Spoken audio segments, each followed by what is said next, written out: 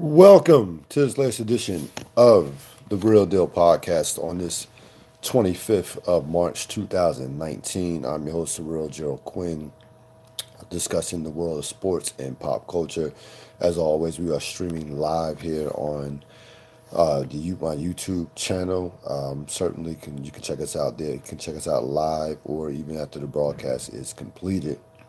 15 20 minutes after the broadcast is completed. Also, we certainly will be putting this on Blog Talk Radio as well, so you can check us out there. Also, Stitcher, iTunes, .apple.com. We are all over the place, so check the podcast out. I am happy to present our very first sponsor of the podcast. Is definitely exciting. All calculated measures clothing. As you can see here, had the shirt here. Shout out to my man Adrian McDonald providing the shirt. Um, Confidence, discipline, consistency. Those are the traits of all calculated measures clothing line. Imagine if you did one of those things. Forget about three of those things. If you applied one of those traits to your life, how much better would your life would be? Confidence, discipline, consistency. Shout out to Adrian McDonald for providing the shirt, all calculated measures. Certainly, we look forward to having him on the program to discuss his ventures in terms of the clothing business.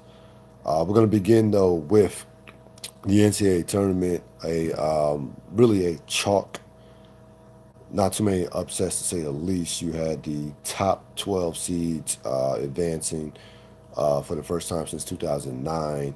Not a lot of upsets. So what happens is you don't get a lot of upsets in the first two rounds. It sets up for a spectacular Sweet 16, and of course the story of the tournament so far, the game of the tournament has to be Duke. What transpired between Duke and UCF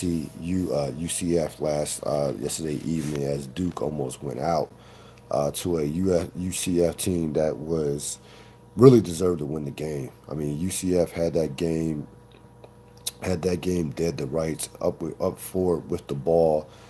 Now a lot of people are knocking the play. You don't take time off the clock.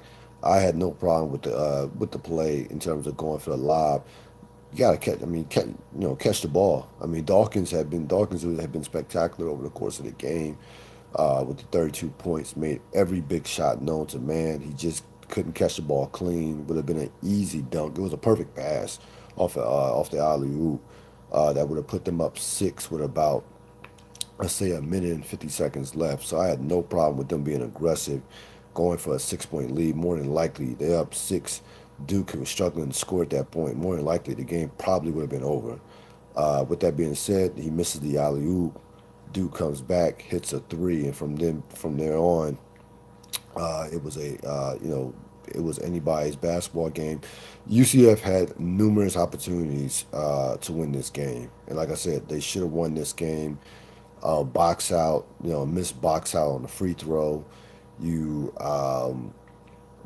We talked about the alley oop. The game plan was tremendous as far as what they were forcing Duke to take outside shots, basically daring Duke to take outside shots, guarding Taco Fall, guarding Trey Jones, who seemingly was scared to death to shoot the 3 point shot, to shoot any outside shot. He was 1 for 8. Again, Duke gets saved for the second time in 3 games by one Zion Williamson, who again was spectacular despite the missed free throw and some late foul trouble. He saved them. I mean, he single-handedly saved them. Reddish had a decent game, but again, typical Cam Reddish floats in and out of games.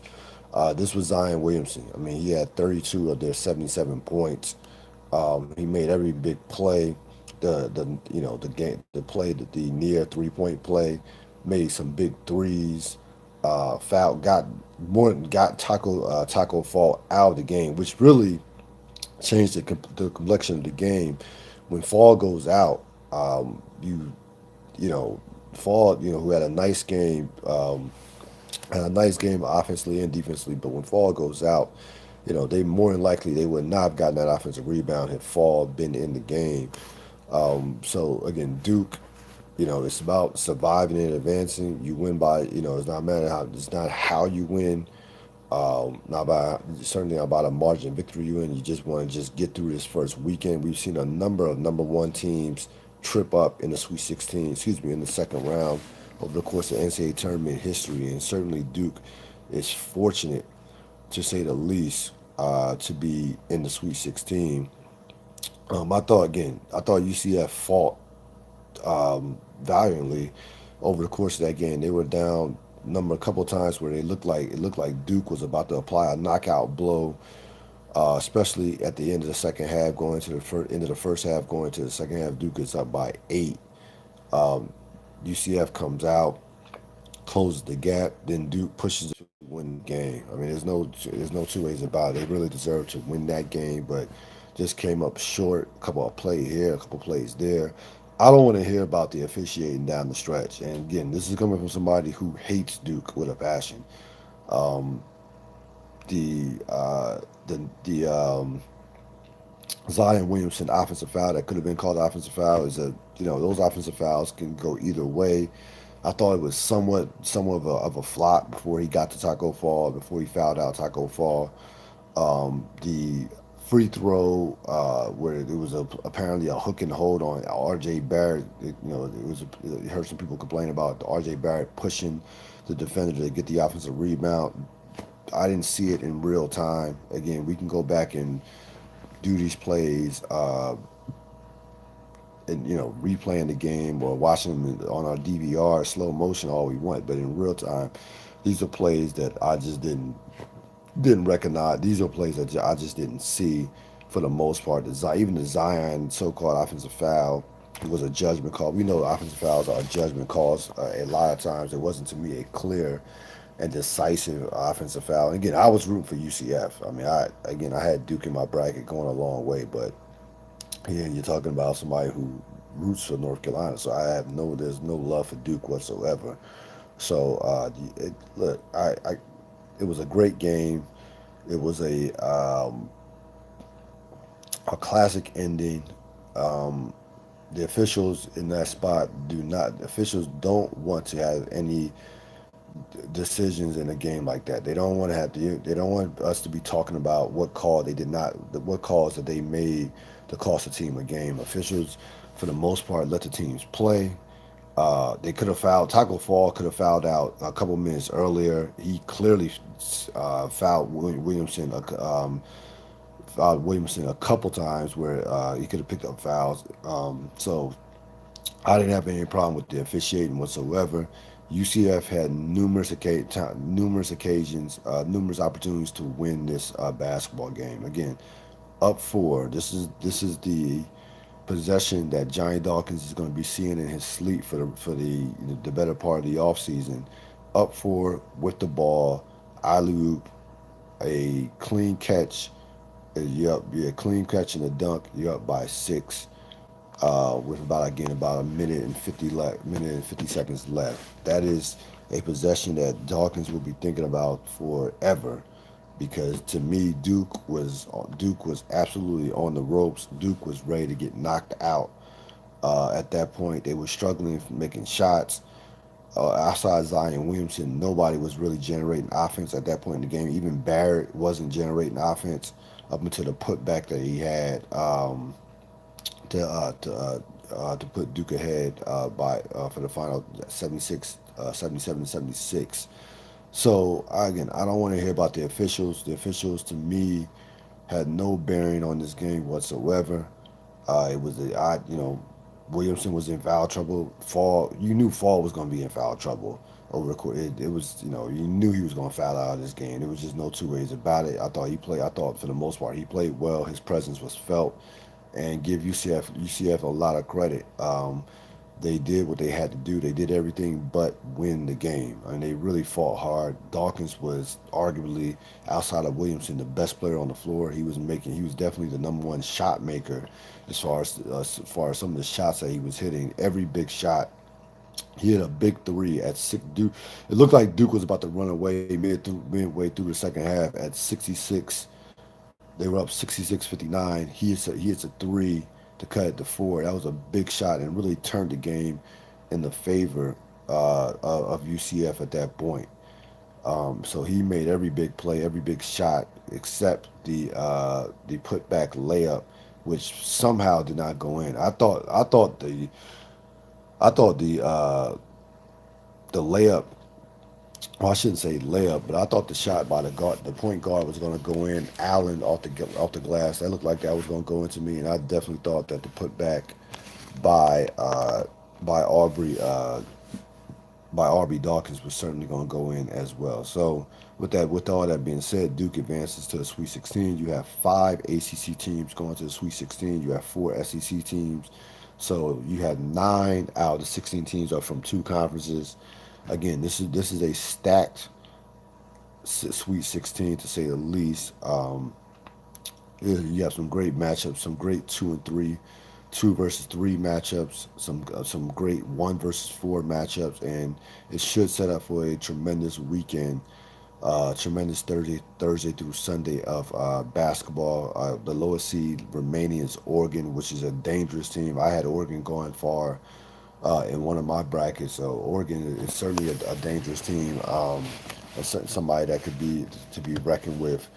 And look, listen, not a lot of upsets. You had a couple near upsets with Tennessee. The Tennessee Iowa game was wild. That game looked like it was about to be a 30 or 40 point blowout. Give Iowa a lot of credit coming back from 25 to force overtime. Tennessee fell asleep at the wheel. The rest of the games were ho hum. I was surprised by the Buffalo Texas Tech result. I picked Buffalo to beat Tech. I picked Buffalo to get to the Sweet 16, but certainly wouldn't have been surprised that Texas Tech took them out. But it's just how easily Texas Tech took Buffalo out. Um, so I'm surprised by that. Florida State is playing great right now. Gonzaga's playing great. Carolina has had a couple of shaky first halves, but have ran away in the second halves of their games, and more importantly for Carolina, Nasir Little has come to play and looks like a lottery pick the way he's played over the course of the these first two games. I've said it for the entire season that Nasir Little is the X factor for North Carolina. If Little can play near at this level, North Carolina becomes a different basketball team, a team that can win I can win a national championship without question. Again, I'm not surprised that Duke struggled. I didn't expect them to come this close to losing, but people have to remember about Duke. This is a flawed basketball team. Zion Williamson and those freshmen cover a lot of holes, in particular Zion Williamson. That team is not a great shooting team. Their bench is limited.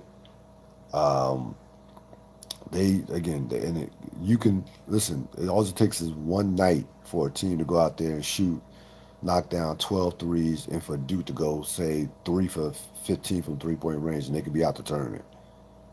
So that this is not a vintage powerhouse Duke team. It's a Duke team that has the most talent as far as lottery picks and what have you, but they are a flawed basketball team. That's all there is to it. They're a team that has by far and away the best player in college basketball, and I don't want to hear any more of the Zion R.J. Barrett comparisons.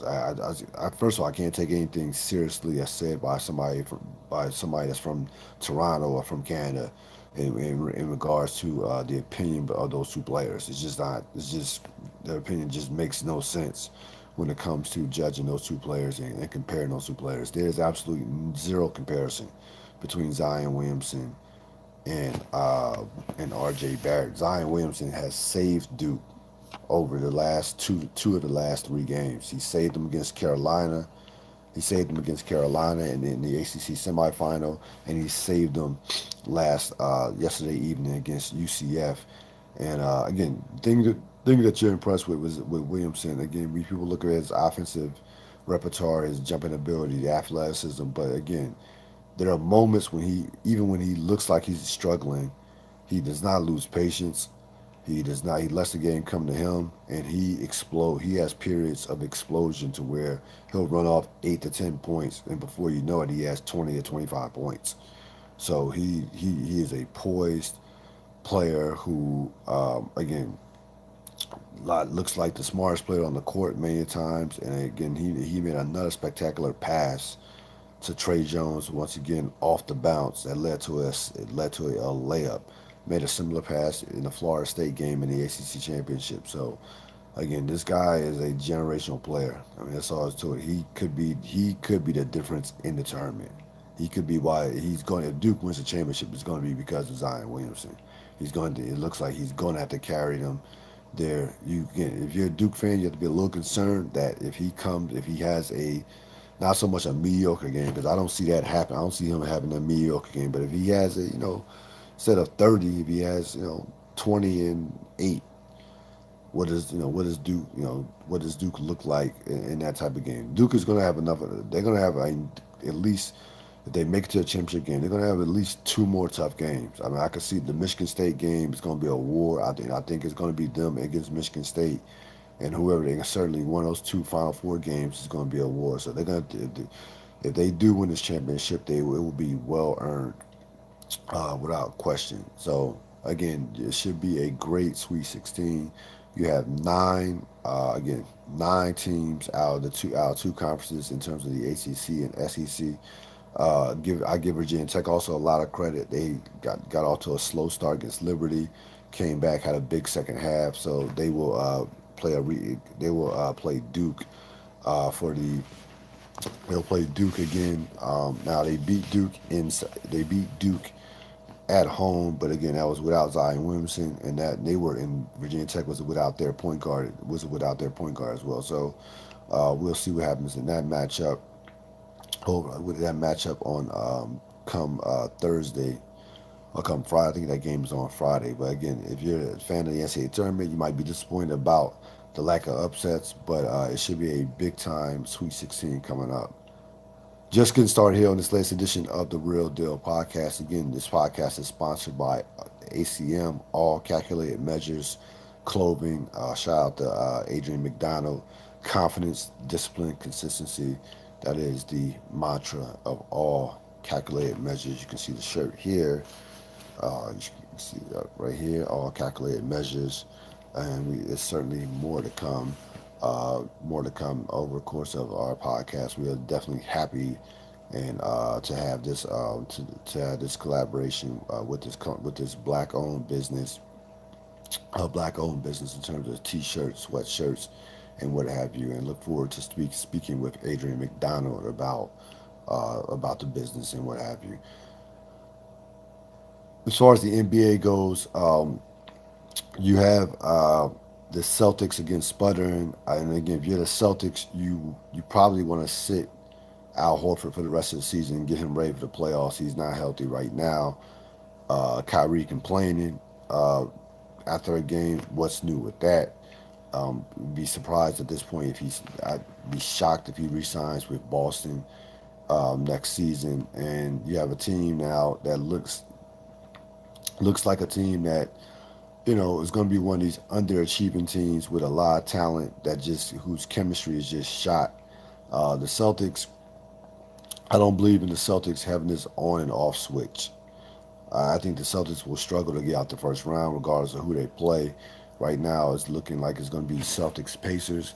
More than likely they'll beat the Pacers. I don't think the Pacers have enough, despite how well the Pacers have played in the absence of one Victor Oladipo. I don't think the Pacers have enough to take out the Celtics in a 7-game series. I think Kyrie Irving will be the difference in that series, but I don't see the Celtics making a long run in the playoffs. I don't see the Celtics having this on and off switch to where they can just flip it and all of a sudden they're going to start playing great. I just don't see it. This team doesn't have championship pedigree to begin with outside of Kyrie Irving. They don't have a lot of guys who've had that kind of experience. I know they made it to the conference finals last year, but that was without Kyrie Irving. You can tell something is amiss in that locker room. You can tell they just do not enjoy playing with Kyrie Irving. I can't say they don't enjoy playing with each other. They don't enjoy playing with Kyrie Irving.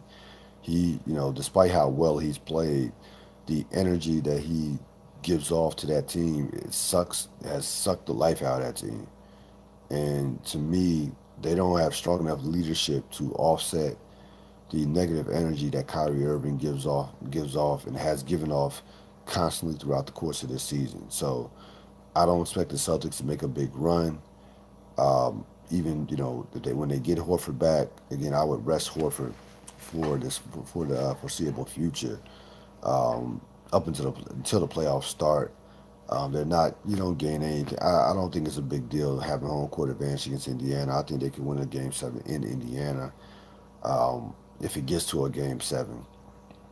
As far as the Lakers go, of course, they were eliminated in the playoffs. They were eliminated Friday against the Nets, ironically, against one D'Angelo Russell, who has been one of the just revelations and some big and surprises of the 2018-2019 NBA season. Of course, he was an All Star. He's an ex Laker. Lakers trade, got rid of him. And again, when Russell was traded, you didn't see me at all complaining about. I wasn't one of these people who was second guessing that move whatsoever. I thought, you know, at the time, I knew that they were going to draft Lonzo Ball. Russell was immature at the time. I had no problem with it. Sometimes guys change places and become different players. Different players grow up eventually. So I'm not going to sit there and second guess the Lakers in terms of making that move. But the Lakers look bad all around, in terms of what's transpired with LeBron, Rob Pelinka, Magic Johnson, D'Angelo Russell becoming an all-star somewhere else.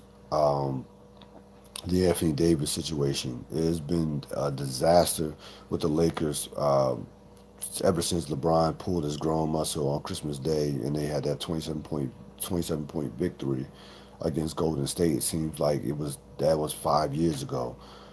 You look at the LeBron Laker dynamic in terms of the relationship. Basically, the Lakers have become Cleveland West. The difference is LeBron's no longer the best player in the world. The difference is there's no Kevin Love or Kyrie Irving playing for this Laker team.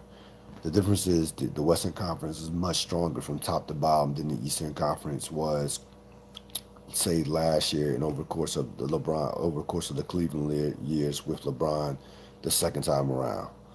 So when you add all that up, and when you have a front office that really doesn't have a pure basketball person, you have a team that's looking on the outside in, a team that, outside in of the playoffs, and a team with a uncertain future, to say the least, in terms of the Los Angeles Lakers. Now, I understand that they got some great news in regards to Brandon Ingram. They got the best news as far as his recovery being 3 to 4 months. I still don't think his trade value is going to be that high, nowhere near what it was before this injury. But it seems like that this clock will not be like unlike Chris Bosh's, will not be career threatening. So they got some good news from that standpoint. But right now, that franchise is a disaster right now. Despite the cap space, despite the brand, despite all the things that the Lakers thought they had going for them, what they don't have is they don't have a basketball person. And if you look at all the successful franchises in the NBA right now, whether it's Bob Myers, whether it's Daryl Morey from Houston, R.C. Buford with San Antonio, all the top NBA places have basketball people. Even the Nets people now know what they're doing. We've seen the moves that Elton Brand has made with the Sixers in his first year. So they have basketball people. The Lakers have they have a ex-agent and a ex-icon who, in Magic Johnson, who, you know, anybody could sign Anthony Davis, okay, or try to trade for Anthony Davis. Anybody could try to sign LeBron James. The moves, it's about finding that guy in it's about scouting the guy on a Tuesday night playing, in the WAC conference or the Big Sky. And right now, the Lakers just don't have that personnel in their front office, and it's reared its ugly head over the course of this season, and it's caused some great uncertainty in terms of the future of that franchise. So, couple things, well, couple good things, couple positive things you can look forward to if you're a Laker fan for the rest of the season is the fact that LeBron is playing these games out. He has played well for the most part in the last couple games. I know he had a terrible shooting quarter against the Knicks, but he has, looks like he's going to finish the season playing the majority of games instead of taking the rest of the season off. And the fact that Brandon Ingram seemingly it seems like Brandon Ingram will not have a career-threatening injury. So those are the two positives, if you want to look at those as positives for the Los Angeles Lakers. But right now, that franchise is in a lot of trouble to say the least because I just don't frankly see them getting Anthony Davis. And if they don't get Anthony Davis, then what direction are they going in? Are they going to go Kemba Walker? Are they going to go Jimmy Butler? They're not going to get Kawhi. They're not getting Durant. You're not getting Klay Thompson. More than likely, you're not getting Kyrie Irving. So they're going to have a lot of question marks going to the off season. And again, they look bad all around. When you talk about what's happening with D'Angelo Russell, even the Clippers. I mean, look at the Clippers. The Clippers weren't even trying to make the playoffs this year. They trade away Tobias Harris. Right now, the Clippers are 44-30. Clippers are fighting for home court advantage. Think about that for a second. Doc Rivers, arguably, probably, could make a strong case for him being coach of the year. He's right there with Budenholzer, and Nate McMillan, and a couple other names that you can throw into that mix. But the Lakers looked horrible, like all around. Whether it's D'Angelo Russell, whether it's the Clippers, to a lesser extent with how well Julius Randle has played. So they have a lot of question marks coming into the off season, and they do not have a lot of time to get it fixed. This will be one of the biggest off seasons in that franchise in recent memory for that franchise. As far as the Warriors go, I'm not getting wrapped up into them losing by 35 to Dallas. I'm frankly tired of these new Warriors. To be honest with you, I'm tired of hearing about the complaints. I'm tired of hearing Steve Kerr complaining. I'm tired of hearing Draymond Green and Kevin Durant nonsense. I frankly want the old Warriors back. The old Warriors led by Steph Curry and Klay Thompson, and to a lesser extent, Draymond Green and Andre Iguodala were much better to just for our NBA lives. I mean, they were just much better off. I mean, certainly not from a talent standpoint, but from a standpoint of all this nonsense about Steve Kerr, talking about how hard it is to win and go back to back, and the league's catching up.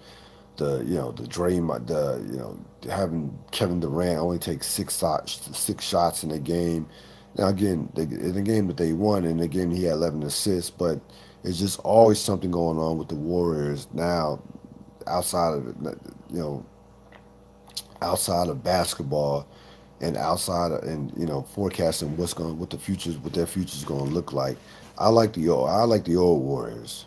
I really do. I like the Steph Curry, Klay Thompson led Warriors, who were deep coming off the bench who were going 3 or 4 deep off the bench.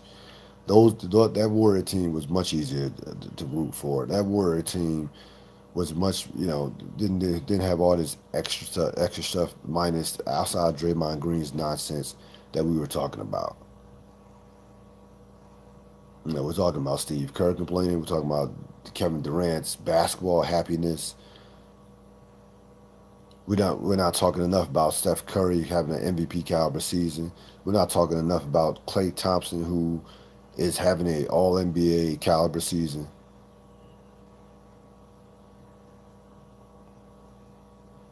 And again, I don't get caught up when the Warriors lose a game like they lost against Dallas. I really don't. The Warriors, they're built for the postseason. They don't care about the regular season. They have no interest in the regular season. None.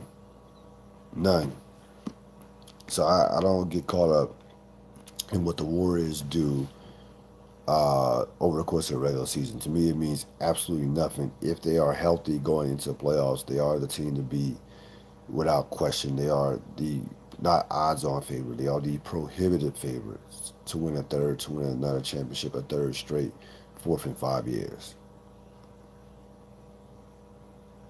Again, I don't want to hear from Steve Kerr about anything in regards to how hard it is and this, that, and third, and the league catching up. And again, the Warrior soap opera has worn thin. It really has. It's definitely it's worn thin. A lot of people want the Warriors to break up because they want there to be more of a competitive balance.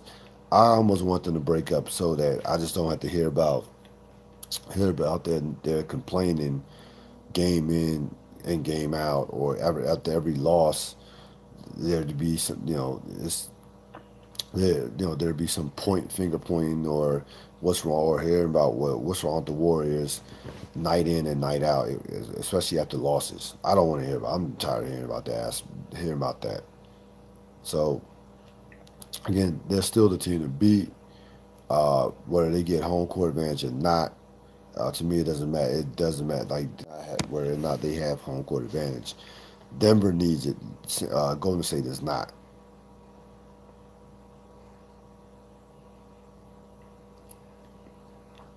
Of course, we're just a couple days away from the baseball season um, really starting. Out of baseball, for a sport that to me is probably pound for pound the highest.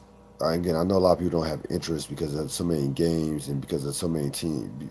You're not watching average baseball. You're not watching two bad teams play baseball in comparison to watching two bad football teams or two bad basketball teams. But still, at the most dramatic of all the four sports when it's played at the highest level.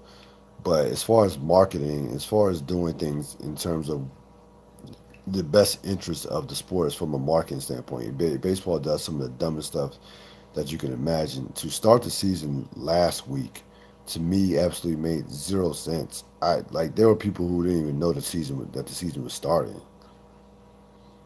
Now I know they had the Japan thing kind of tied in with Ichiro's retirement, but even that wasn't worth starting the season that early. Yeah, to me, it made zero sense.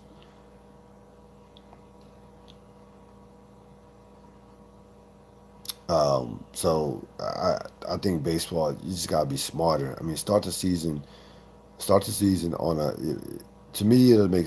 I would start the season, and I thought this was perfect. Starting the season on a Monday, coinciding with the ending of the college basketball season. I thought baseball. I thought that was a perfect segue of closing out one sport and opening another. Um, then they try to go to starting the season on a Sunday night and opening day on Monday. Now they want to start the season a week before.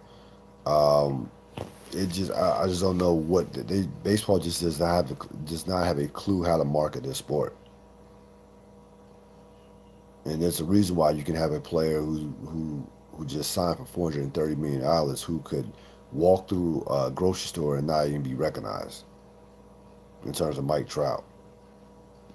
Which leads me to the Mike Trout contract, which again, great for Mike Trout. He's been the best player in baseball for the last 5 years. For the last 5 to 6 years, he's going to be a top three MVP candidate for the foreseeable for at least another five, another 6 to 8 years minimum, if not longer. But 12 years, $430 million with no trade clause, no opt outs. To me, if you're the Angels, he made the playoffs in his 7 years one time. The Angels, I don't see any pitching that the Angels have. There's no way I'm investing that much into one player.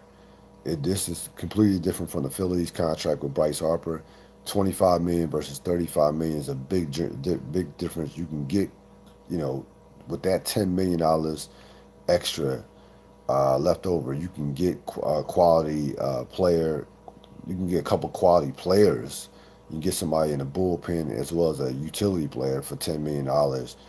Um, so I get the Phillies. I don't blame the Phillies at all with the Trout with the Harper contract stretching it out and having his annual salary be 25 million versus Trout's contract and his annual salary be basically 35 to 36 million. It's a major difference. It was smart business by Philadelphia. Again, the Angels. I think the Angels panicked when they heard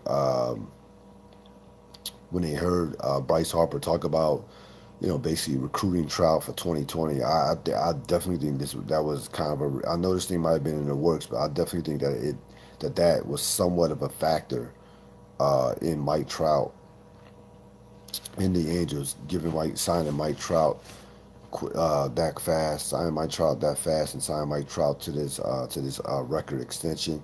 Again, these contracts have not worked out well over the course of baseball history and recent memory when you give one player that much money, and especially a franchise that needs pitching in the worst way. I mean, the the Angels the Angels pitching staff right now is a disaster.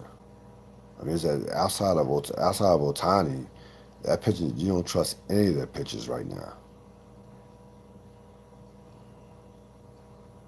So again, great for Mike Trout. He is the best player in baseball, but I don't see how you can win consistently with having one guy making 35, $36 million a year in the sport of baseball. So they again that contract will age much better. It will age better than the Albert Pujols contract because Trout is signing it at a younger age than when Pujols got his money. But I don't. It will not to me equate to wins when it comes to wins on the field. When it comes to with that contract, considering the lack of pitching that the Angels have. I got a chance to see Us over the course of the weekend. Strongly recommended. I'm not going to give too much away. It's just a lot of stuff that certainly you have to pay attention to. Now, unfortunately, um, if you go at night, and this is why I've been on recently the afternoon to morning movie because if you go at night, it was so much stuff. I know it's a lot of stuff that I missed because of some of the noise. First of all, the movie is not a horror movie. It's a psychological suspense mystery thriller. Okay, it's not. It wasn't. Nothing was scary about it at all in terms of as a horror movie. It's not. You're not talking about talking Friday the 13th, Halloween uh, of that. You're not talking about a movie of that ilk. Jordan Peele again is you want to say call him the Alfred Hitchcock of his time of this era. He certainly can. He's certainly approaching that. He any movie that makes you do research, whether it's Hands Across America, Jeremiah 11:11, that is a movie that those types of movies that will age well, and this movie will be a classic. You already saw what it's done at the box office, grossing $70 million, blowing away Get Out, and that's another thing. It is nothing like Get Out. It is absolutely nothing like Get Out from the standpoint of not one time did I think when I was watching this movie did I think about Get Out at all. So again, I'm not gonna give away too much. It is a movie that is well worth without question that to me is an absolute must see.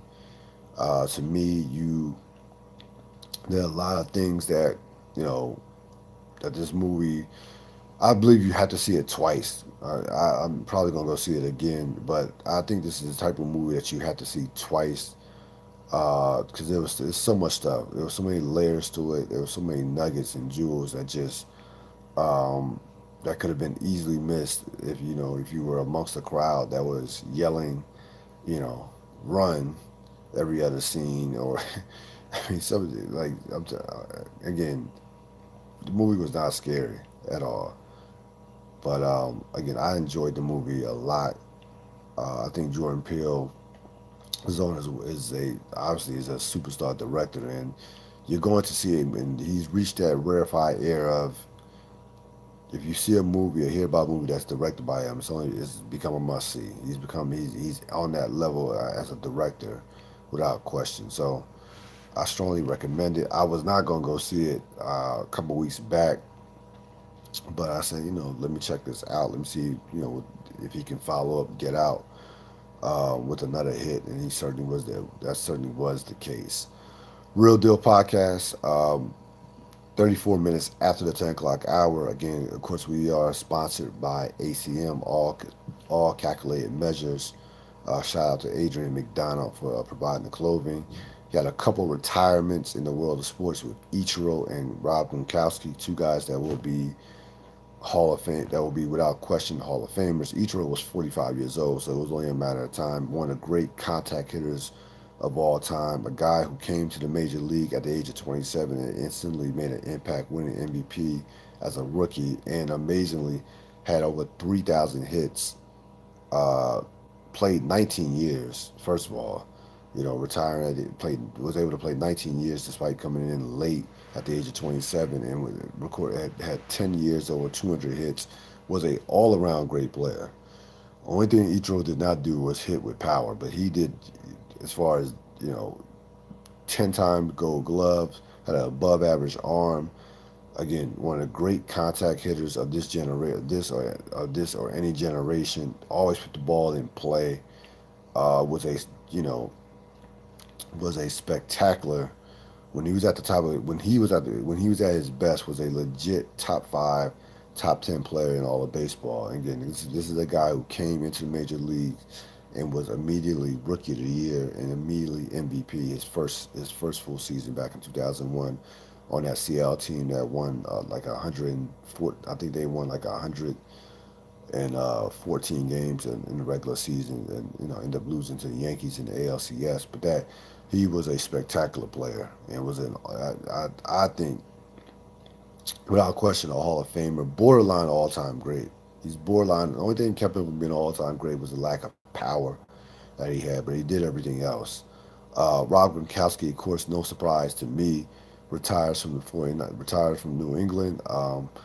I thought Gronkowski at his best, at his pinnacle, was the greatest tight end of all time. Now, if you want to argue, you want to say I'd rather had the longevity of a Tony Gonzalez or Antonio Gates, so be it. Gronkowski played 9 years. Those guys played much longer. But Rob Gronkowski at his best, at his pinnacle, was the greatest tight end of all time. There was nobody, because there was nothing he couldn't do. I mean, block, great hands, route running, ran routes like a wide receiver, and was completely just unstoppable. I mean, even if you covered him with a cornerback, even if you covered him with a top cornerback, he was virtually unstoppable. I thought one of his great games actually came in a defeat a couple of years back in the AFC Championship against Denver when they lost that great Denver defense. He was the best player on the field outside of Von Miller. He probably was the best player on the field with the 8 catches, 144 yards, and a touchdown.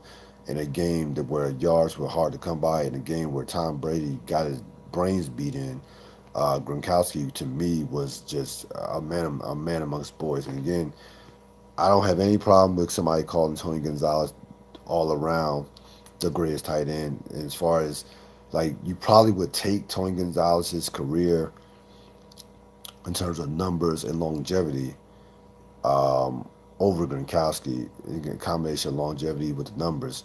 But as far as all around everything, that whether it's peak performance and playoff dominance, there was not a better tight end in the history of the NFL outside other than Rob Gronkowski. And that's another thing. He was money in the postseason. He would when he was healthy. And again, that's the only knock you can have against Gronkowski, that he was oft injured. He missed a lot of games. Only had a couple seasons where he played the full 16 games. But again, at his best, at his peak, he was the greatest tight end of all time.